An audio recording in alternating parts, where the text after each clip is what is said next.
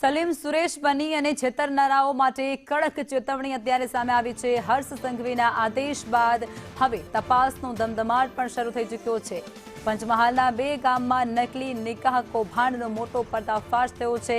સંદેશ ન્યૂઝે ground zero પરથી સત્ય બતાવ્યું છે। નાથકુવા ગામમાં 300થી વધુ બોગસ લગ્નો નોંધાયા છે। તલાટીની મિલીભગતથી લવજેહાદનું અહીં મોટું નેટવર્ક ચાલતું હતું। વિધાનસભા ગૃહમાં ઉપમુખ્યમંત્રી હર્ષ સંઘવીનો આ મુદ્દે જવાબ, જેમાં કહ્યું છે કે ભોળી દીકરીઓને ફસાવનારા આરોપીઓના હવે ખૂબ જ ખરાબ હાલ થશે। લવ જિહાદ મુદ્દે રાજ્ય સરકાર અત્યંત કડક વલણ અપનાવી રહી છે। કરોડો દીકરીઓના રક્ષણ માટે સરકાર હંમેશા કટિબદ્ધ છે, હંમેશા સાથે છે।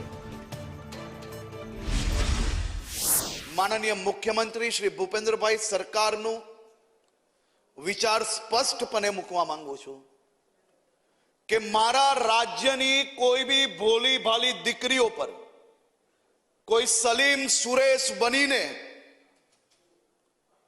જો એની લાગણીને ઠેસ પહોંચાડવાનો પ્રયાસ બી કરશે તો આ ભારતીય જનતા પાર્ટીની ભૂપેન્દ્રભાઈ પટેલની સરકાર એનો એવો હાલ કરશે કે જીવનભર કોઈ દીકરી કે છોકરી તરફ જોવાની બી હિંમત નહીં કરે।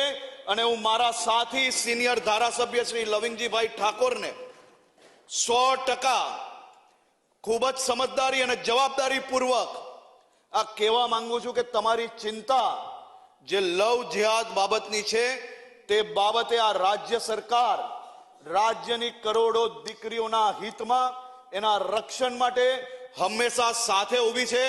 આદરણીય મુખ્યમંત્રી શ્રી એક વડીલ તરીકે, ગૃહમંત્રી તરીકે, ઉપમુખ્યમંત્રી તરીકે, હું એમના ભાઈ તરીકે અને આ બધા જ ધારાસભ્ય, હું પક્ષ વિપક્ષ નથી માનતો, આ બધા જ ધારાસભ્ય એના ભાઈ તરીકે અને બહેન તરીકે એમની સુરક્ષા માટે સાથે ઊભા રહેવા માટે તત્પર છે।